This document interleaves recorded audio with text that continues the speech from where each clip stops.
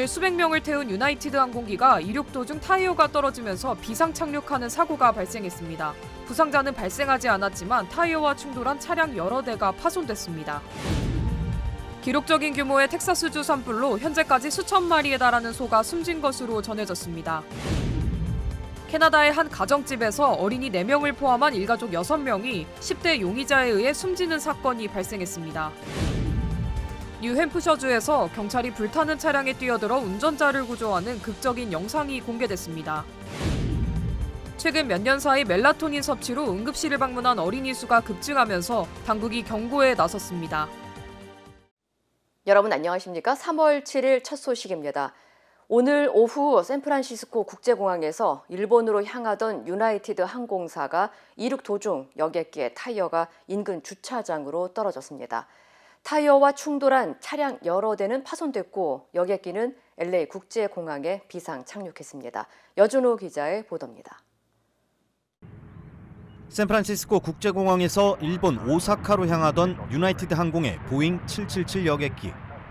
활주로에서 이륙 중이던 여객기에서 갑자기 검정색 물체가 지상으로 떨어집니다. 떨어진 것은 여객기의 타이어 바퀴였습니다. 거대한 타이어는 땅으로 떨어져 공항에 주차돼 있던 차량 2대를 덮쳤습니다. 다행히 당시 주차장엔 사람이 없었지만 타이어와 충돌한 차량은 형체를 알아볼 수 없을 정도로 파손됐습니다. These two cars and they found some of the landing gear over there. They think it was a United 777. 승객과 승무원 250여 명이 탑승해 있던 여객기는 LA 국제공항으로 비상 착륙했습니다. 유나이티드 항공은 성명을 내고 떨어진 바퀴는 보잉기의 양쪽 랜딩 기어에 달린 12개의 타이어 중 하나였으며 바퀴가 손상됐을 경우에도 안전하게 착륙할 수 있도록 설계됐다면서 이번 사고와 관련한 부상자는 없다고 밝혔습니다. 하지만 최근 각종 사고에 휘말리고 있는 보잉 여객기에서 또 사고가 발생하자 일각에선 기체의 제조 설계 등과 관련한 기업의 구조적인 문제가 아니냐는 의혹이 일고 있습니다. I know people are going to look at this and say, oh my goodness, this is another Boeing problem. I highly suspect it has anything to do with the manufacturing or design of the airplane by Boeing. 자칫 큰 인명피해가 날 뻔한 사고에 연방항공청은 정확한 경위를 파악할 예정이라고 전했습니다. LA 국제공항에 비상 착륙한 승객들은 오늘 밤 새 항공편을 통해 오사카로 향할 예정입니다. MBC 뉴스 여준호입니다. 텍사스주 역사상 최대 규모의 산불인 팬핸들 산불로 현재까지 수천 마리에 달하는 소가 숨진 것으로 알려졌습니다. 텍사스 농업위원회에 따르면 팬핸들 산불로 7천 마리 이상의 소가 목숨을 잃었으며 조사가 진행 중인 만큼 피해는 더 커질 것으로 전망했습니다.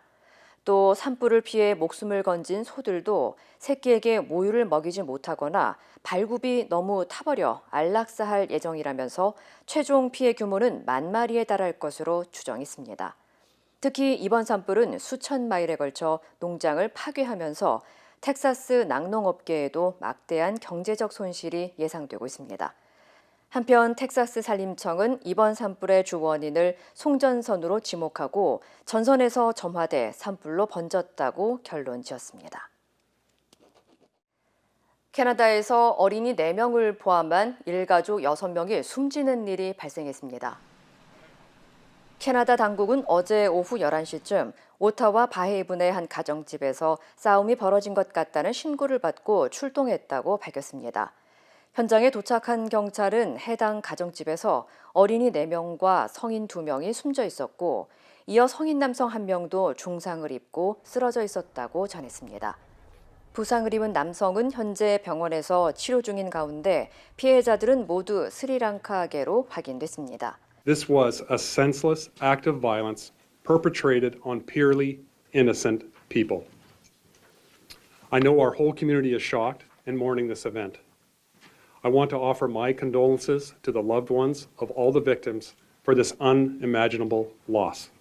용의자는 19살의 남성 페브리오 데 조이사로 흉기를 범행 도구로 사용한 것으로 드러났으며 범행 이후 도주하지 못하고 경찰에 체포됐습니다. 용의자 역시 캐나다에 거주해온 스리랑카계의 학생으로 당국은 용의자와 피해자들의 관계는 아직 확인되지 않았다고 전했습니다. 경찰은 용의자를 6건의 1급 살인과 1건의 살인미수 혐의로 기소했으며 이번 사건을 단독 범행으로 보고 구체적인 사건 경위를 조사 중입니다. 뉴햄프셔주에서 경찰이 불과 연기에 휩싸인 자동차에서 위험을 무릅쓰고 운전자를 극적으로 구조하는 영상이 공개됐습니다. 뉴햄프셔주 경찰국은 지난 5일 저녁 6시쯤 101번 주간 고속도로에서 한 차량이 불타고 있다는 신고를 받고 출동했다고 밝혔습니다. 경찰은 사고 현장에서 차량이 나무에 충돌해 불이 난 상황이었고 정신을 잃고 쓰러진 40대 여성을 발견하고 안전하게 구조에 성공했다고 전했습니다.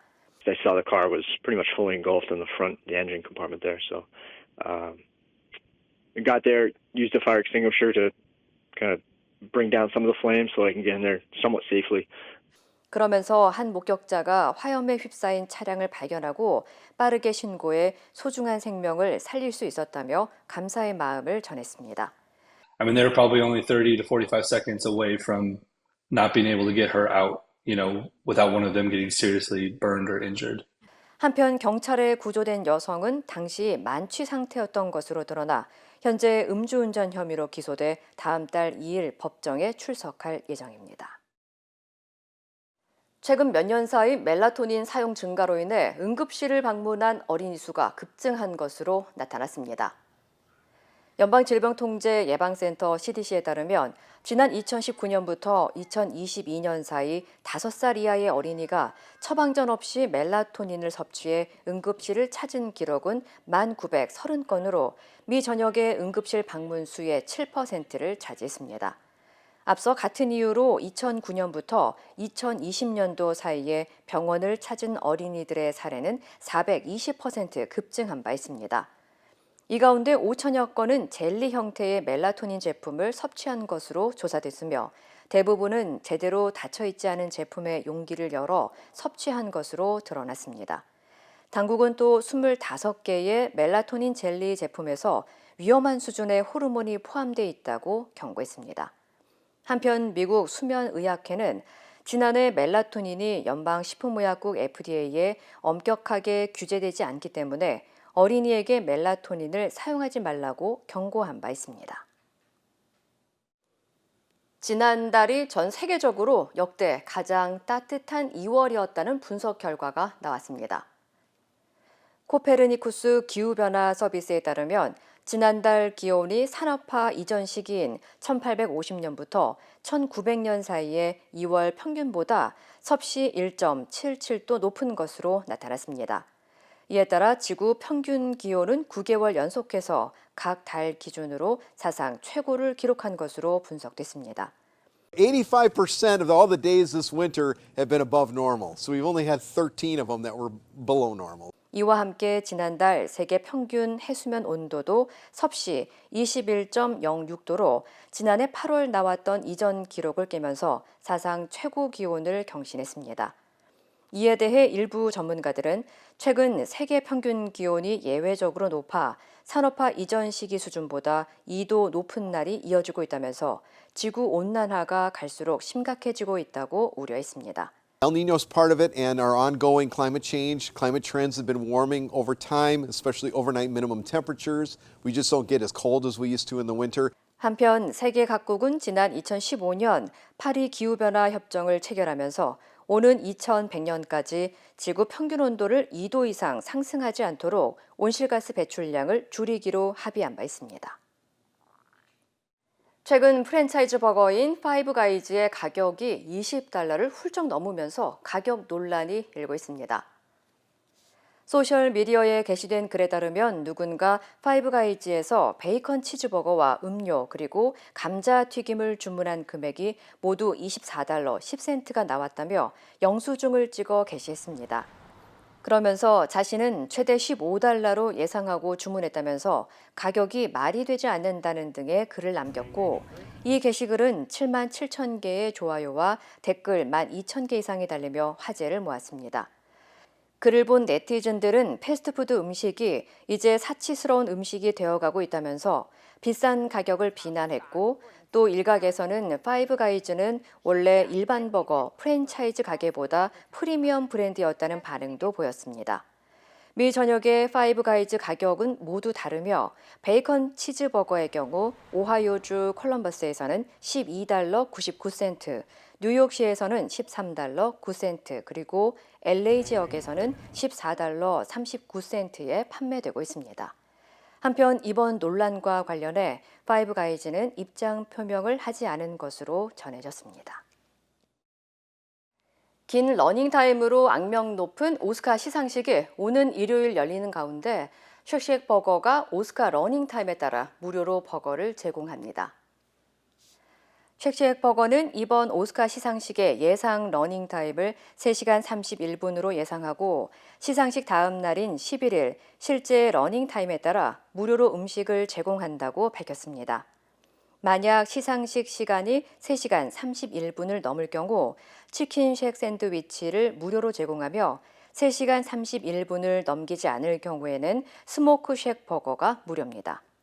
고객들은 매장이나 온라인 주문을 통해 최소 $10를 주문해야 하며 결제 시 BIG WINS 코드를 입력하면 버거는 무료로 받을 수 있습니다. 또 시상식 당일 후보로 오른 모든 후보자들은 쉑쉑 버거 웨스트 헐리우드 지점에서는 신분증을 제시할 경우 무료로 버거를 받을 수 있습니다. 앞서 오스카 시상식은 2002년도에 4시간 이상의 러닝타임을 기록한 바 있습니다. 가상화폐 테라루나 사태의 권도영 대표가 몬테네그로 현지 법원에 미국 송환 결정에 항소했다는 소식 전해드렸는데요. 결국 한국에서 재판을 받게 됐습니다. 손영 특파원입니다. 몬테네그로 포도고리차 고등법원이 가상화폐 테라루나 사태의 핵심 인물인 권도형 대표를 한국으로 송환해야 한다고 결정했습니다. 법원 측은 양측이 추가 항고를 제기하지 않는다면 한국으로의 범죄인 인도가 이뤄질 수 있다고 밝혔습니다. 아직 몬테네그로 법무부 장관의 최종 승인 절차도 남아 있습니다. 권 씨 측 역시 항고의 기회가 있지만 100년 이상 징역형이 가능한 미국행을 피하기 위해 한국 송환을 강하게 희망해왔기 때문에 이번 결정을 받아들일 것으로 보입니다. 결정이 확정되면 위조 여권 혐의로 복역 중인 권 씨가 형기를 마치는 오는 23일 이후 한국으로 송환될 가능성이 높습니다. 몬테네그로 법무부는 한국 법무부에 이를 통보한 뒤 구체적인 신병 인도 절차에 대해 협의해야 합니다. 권 씨는 지난 5일 미국으로 신병을 인도하라는 포도고리차 고등법원의 결정을 무효로 해달라고 항고했는데 법원의 재심리 명령 사흘 만에 앞선 결정이 뒤집혔습니다. 한국과 미국 중 누가 먼저 범죄인 인도 요청서를 제출했는지에 관한 결정에 명확하고 타당한 근거가 없다는 게 이유였습니다. 실제 한국은 지난해 3월 24일 영문 이메일, 26일에는 몬테네그로 이메일을 보내 인도 요청을 한 반면 미국은 이보다 늦은 27일에 신청을 했다는 권 씨 측의 주장이 받아들여진 것으로 보입니다. 게다가 미국의 공문은 권 씨의 임시 구금을 요청하는 내용이었기 때문에 범죄인 인도 요청이라고 보기 어렵다고 판단했습니다. 사법당국은 권 씨가 한국으로 송환되는 대로 가상화폐 테라의 폭락과 관련한 책임을 물어 형사 고발할 방침입니다. 파리에서 MBC 뉴스 손령입니다. 비동맹 중립 노선을 유지해왔던 스웨덴이 러시아의 우크라이나 침공 3년 만에 북대서양 조약기구 나토에 공식 합류했습니다.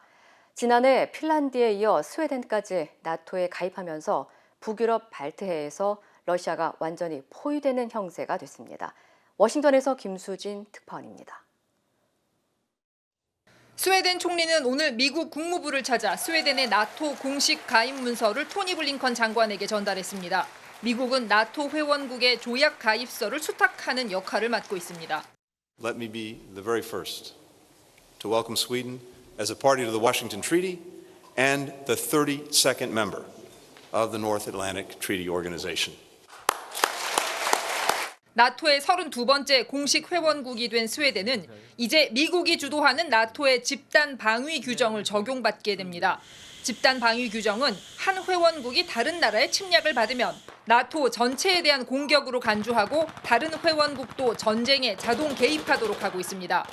바이든 대통령은 성명을 내고 스웨덴의 합류로 나토 동맹이 어느 때보다 강력해졌다며 회원국들이 공유하는 민주주의 가치가 나토를 가장 위대한 군사 동맹으로 만들고 있다고 강조했습니다. Now virtually the entire society, and not just today, probably for generations, is turned against Russia because of its aggression. 비동맹 중립 노선을 고수해온 스웨덴은 지난 2022년 러시아가 우크라이나를 침공하자 나토 가입 신청서를 냈습니다. 앞서 작년 4월 핀란드가 나토에 가입했고 이제 스웨덴의 가입도 완료됨에 따라 두 나라가 북유럽 발트해에서 러시아를 완전히 포위하는 형세가 됐습니다. 러시아는 핀란드와 스웨덴에 맞서 무기를 추가로 배치하겠다고 예고하는 등 북유럽에서 나토와 러시아 간의 긴장은 더욱 고조될 전망입니다. 워싱턴에서 MBC 뉴스 김수진입니다. 독일에서 수배 30년 동안 이름까지 바꿔가며 다른 사람 행세를 해온 테러단체 핵심 대원이 체포됐는데 경찰이 아니라 탐사보도 전문 기자가 찾아냈습니다. 손영 특파원입니다. 지난 1970년대 독일 정재계 인사 30여 명을 암살하는 등 테러단체로 악명 높았던 적군파. 핵심 대원인 65살 다니엘라 클레테가 수배 30년 만에 독일 경찰에 체포됐습니다. 클레테는 미국 대사관 총기 공격, 교도소 폭탄 테러 등 최소 10건의 무장 공격에 연루된 혐의를 받고 있습니다. 그런데 클레테를 찾아낸 건 독일 경찰이 아닌 캐나다 탐사 전문 기자였습니다.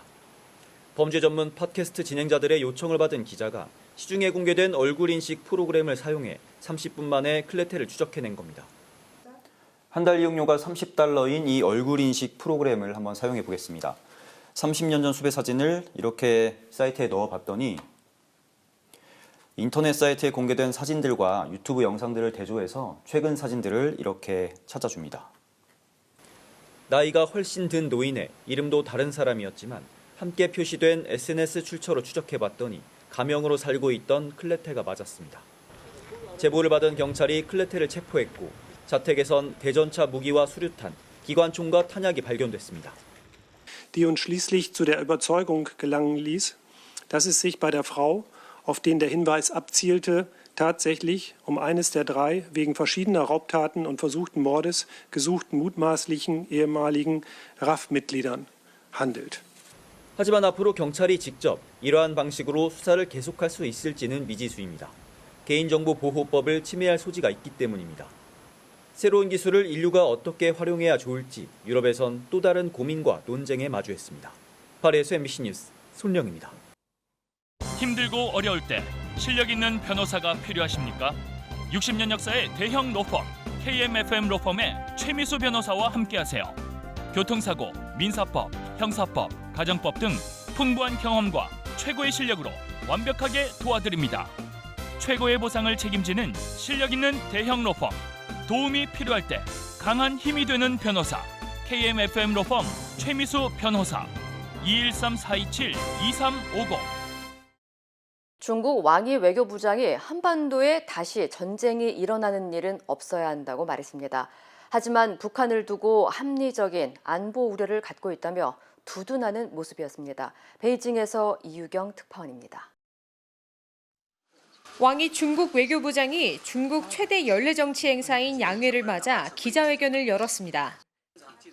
한반도 문제를 전혀 언급하지 않았던 지난해 기자회견과 달리 올해 기자회견에서 왕이 부장은 한반도의 평화와 안정을 위해 노력해야 한다는 입장을 밝혔습니다.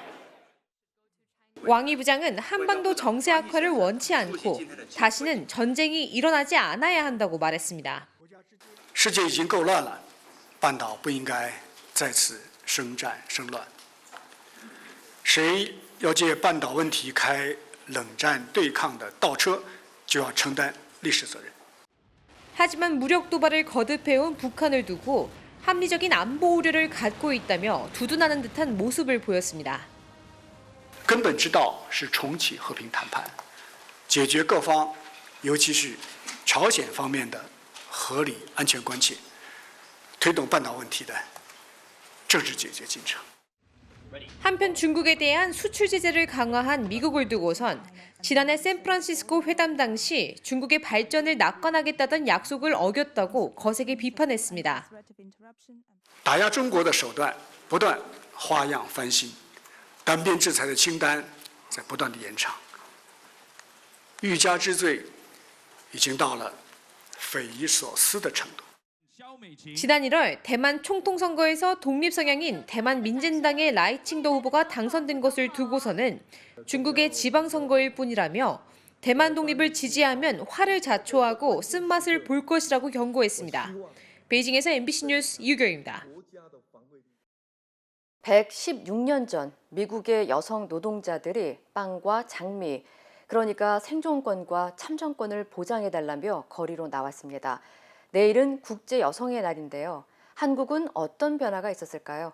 여성의 날을 기념한 영국의 한 조사에서 한국은 유리천장 지수가 12년째 OECD 꼴찌를 기록했습니다. 이면주 기자입니다.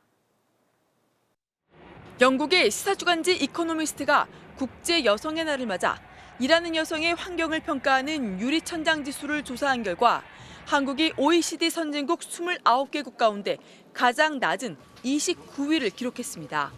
이코노미스트가 2013년부터 매년 일하는 여성의 노동 참여율과 남녀 고등교육, 소득 격차, 여성의 노동 참여율과 고위직 여성 비율 등의 지표를 반영해 유리천장 지수를 산정하는데 한국이 12년째 꼴찌를 차지하고 있습니다.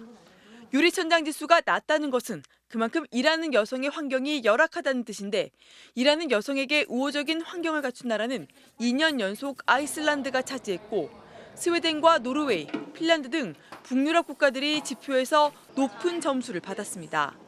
10위권 안에는 프랑스와 포르투갈, 폴란드, 벨기에, 덴마크, 호주가 들어가 있는데 영국을 비롯한 스위스와 일본, 튀르키예 등이 우리나라와 함께 하위권에 머물렀습니다. 우리나라 지표를 살펴보면 남녀 소득 격차가 31.1%를 기록하면서 최하위를 면치 못했고 여성의 노동 참여율은 남성보다 17.2%포인트 낮아 튀르키예, 이탈리아에 이어 27위를 기록했습니다. 관리직 여성 비율과 기업 내 여성 이사 비율 모두 28위로 사실상 꼴찌나 다름없어 실망스러운 수준이라는 평가를 받았습니다. 한국 여성이 다른 선진국 여성보다 여전히 심각한 소득 불평등을 겪고 있고 노동시장에서 소외당하고 있으며 사회적 권한 역시 작다는 겁니다. 이코노미스트는 북유럽 국가들이 항상 지수의 상위권을 장악하고 한국과 일본, 튀르키예 등이 바닥권에 있다면서 이곳에서 일하는 여성들이 여전히 직장에서 가장 큰 장애물에 직면해 있다고 지적했습니다. MBC 뉴스 이면주입니다. 한국에서 지난해 보이스피싱 피해 조사가 나왔는데요. 피해자는 11,000명 정도로 지난해보다 10% 감소했지만 고액 사기 대상은 늘었고 30대 이하의 젊은 층도 점점 더 피해를 당하고 있는 것으로 나타났습니다. 각별한 주의가 필요한데 실제 보이스피싱 사기범의 음성 직접 들어보시죠. 문다영 기자입니다. 본인이 은행 직원이라며 대출을 받을 수 있게 해주겠다는 전화. 저희 지점장님이 승인해 주셔서 강제 승인권으로 입금까지 다 가능하시고요. 하지만 신용도가 낮아 대출금을 바로 보내줄 수 없다며 다른 사람의 계좌에 대신 돈을 넣어주겠다고 합니다. 지인분이 단순히 입금만 받아주시는 거니까 알아보시고 연락을 주시고요. 본인 확인차 지인분 이름이랑 전화번호랑 계좌번호랑 주민번호 이렇게 총 4가지만 문자 주시고요. 지인의 개인정보를 빼내는 보이스피싱이었습니다. 금융감독원이 파악한 지난해 보이스피싱 피해자는 총 11,503명. 이 중 35%는 이렇게 대출을 해줄 것처럼 속이는 수법에 당했습니다. 전체 피해자 수는 직전 해보다 10% 줄었지만 고액 피해자가 많아졌습니다. 1억 원 이상 피해를 본 사람이 231명으로 지난해보다 70% 가까이 늘었고 이들의 1인당 피해 금액은 2억 3천만 원에 달했습니다. 연령별로는 5, 60대의 피해액이 전체의 절반 이상을 차지해 가장 많았지만 30대 이하에서 피해 금액이 3배 가까이 늘며 가장 큰 폭으로 증가했습니다. 지난해 지급정지나 피해구제 신청으로 피해자에게 돌아간 돈은 652억 원으로 전체 피해액의 3분의 1 수준이었습니다. MBC 뉴스 문다영입니다. 바이든 대통령의 임기 마지막 국정연설을 앞두고 트럼프 전 대통령 측 지지자들이 고령의 바이든 대통령을 조롱하는 듯한 광고 영상을 공개했습니다. 관련 소식 전해드립니다. 바이든이 2029년까지 살 수 있을지를 묻는 제목의 광고 영상입니다. 30초 분량 영상엔 바이든 대통령이 연설 도중 말을 더듬거나 비행기 계단을 오르다 발을 헛디뎌 넘어지는 모습이 담겼는데요. Make America Great Again, 줄여서 마가로 불리는 트럼프 전 대통령의 강성 지지단체가 만들었습니다. 바이든 대통령이 현지 시간 7일 저녁 미 의회 상하원 합동회의에서 임기 마지막 국정연설을 하기 전 광고 방송을 내보냈고요. 백악관은 역겨운 짓이라며 강하게 비판했습니다. 우크라이나에서 발견된 석기인데요. 제작 시기가 최소 100만 년 전이라는 연구 결과가 나왔습니다. 덴마크 오르후스대 연구진은 1970년대 루마니아 국경과 인접한 우크라이나 서남부 지역에서 석기를 발견했고요. 화산암 덩어리로 가공된 뗀석기 형태로 조사됐습니다. 고기를 자르거나 동물 가죽을 긁어내는 데 사용했을 것으로 추정되는데요. 연구진은 석기를 발견한 주변 퇴적암 지층의 연대가 100만 년 이상 된 것으로 추정돼 유럽에서 발견된 인류의 흔적 중 가장 앞선 거라고 주장했습니다. 현지 시간 7일 새벽 1시쯤 뉴욕 지하철 2호선 페렌파크웨이역에서 발생했는데요. 열차에서 내린 승객이 승강장에서 괴롭힘을 당하는 여성을 보고 도와주려 다가가다 피습됐고요. 흉기에 손을 다쳐 병원 치료를 받고 있습니다. 뉴욕 경찰은 범행 직후 도주한 용의자 2명을 쫓고 있는데요. 뉴욕주가 지하철 치안 강화를 위해 방위군까지 투입하겠다는 대책을 내놓은 지 하루도 지나지 않아 발생한 사건입니다. 최근 몇 달 사이 뉴욕 지하철에선 총격 사건이 잇따라 사상자가 속출하면서 승객들 불안이 커지고 있습니다. 그리스 총리가 우크라이나 오데사를 찾아 젤렌스키 대통령을 만났을 당시 두 정상으로부터 불과 수백 미터 거리에 미사일이 떨어진 걸로 현지 시간 6일 알려졌습니다. 미국 CNN 방송에 따르면 러시아 미사일이 떨어진 건 두 정상이 시찰을 위해 탑승한 차량에서 500m 떨어진 지점이었고요. 로이터 통신도 이번 공격이 양국 대표단으로부터 약 500m에서 800m 떨어진 곳에서 발생했다고 전했습니다. 우크라이나 해군 대변인은 이번 공습으로 5명이 숨졌다면서 러시아군이 오데사 항구 인프라를 노려 공격했다고 밝혔습니다. 스타벅스 로고와 똑 닮았지만 이름은 좀 다른데요. 스타벅스가 아닌 스타퍼 커피입니다. 중국에서 가짜 스타벅스 가맹 사업을 한 사기꾼 일당이 붙잡혔는데요. 지난 1일 상하이시 공안국이 유명 커피 브랜드 상표권을 도용한 17명을 검거했고요. 사기 규모만 약 74억 원에 달합니다. 이들은 지난해부터 가맹비 약 1,800만 원씩을 받고 점주를 모집했는데 중국 전역의 가짜 매장 50여 곳이 문을 열었습니다. 사기꾼 일당은 한 가맹 점주가 스타벅스 측으로부터 상표권 침해 소송을 당하면서 꼬리가 잡혔습니다. 이 시각 세계였습니다. 인터넷과 SNS에서 화제가 된 소식들 알아보는 투데이 와글와글입니다. 이름은 잘 알려지지 않았지만 프로축구 2부 리그에선 묵묵히 뛰는 선수들 많죠. 그런데 무명에 가까웠던 한 선수가 은퇴하며 남긴 고별 인사가 읽는 이들에게 잔잔한 울림을 주고 있습니다. 프로축구 2부 리그 천안CC FC 소속으로 뛰다 최근 은퇴한 임민혁이 지난 1일 자신의 SNS에 올린 글입니다. 18년 동안 이어온 축구 선수로서의 삶을 폐막하려 한다며 운을 뗐는데요. 임민혁은 세상엔 간절히 원해도 이뤄지지 않는 게 있다는 걸 30쯤 되면 대충 알게 된다면서 포기하지 않고 쟁취하는 것도 훌륭하지만 그것만이 삶의 정답이 아니기에 미련 없이 떠난다고 말했습니다. 임민혁은 이어 자신의 축구 인생이 완벽하지도 위대하지도 아주 훌륭하지도 않았다면서 하지만 정정당당하게 땀 흘려 노력하는 사람이 대접받는 멋진 세계에서 자부심 품고 살아온 것 하나만으로도 충분히 만족한다고 적었습니다. 선수로서 큰 성공을 거두지는 못했어도 후회하지 않을 만큼 열심히 뛰어온 그의 고별사에 누리꾼들은 항상 성과와 결과만 생각하고 살다 낙담하는 우리 모두에게 큰 울림을 주는 글이라는 반응을 보였고요. 뒤늦게 임민혁의 팬이 됐다. 앞으로 펼쳐질 제2의 인생을 응원한다는 격려도 이어졌습니다. 온라인 자영업자 커뮤니티에 올라온 사진입니다. 언뜻 봐서 만원권 지폐인데 우리가 쓰는 지폐와는 많이 달라 보이죠. 위조 지폐가 아닌가 싶기도 한데 이곳 가게에서 진짜 손님이 내고 간 돈입니다. 업주는 사진과 함께 은행 가면 바꿔주느냐고 묻기도 했는데요. 사진 속 앞에는 1973년 발행된 만원권 지폐가 맞고요. 앞면에는 세종대왕 초상이, 뒷면에는 경복궁과 근정전이 그려져 있습니다. 지난 1981년 발행이 중단됐는데 손님은 어떻게 지금까지 이 돈을 갖고 있었을까요? 해당 지폐는 중고거래 앱에서 현재 20에서 30만 원대에 거래되고 있다는데요. 누리꾼들은 구하기 쉽지 않은 지폐에 고이 간직하는 게 낫다는 반응을 보였습니다.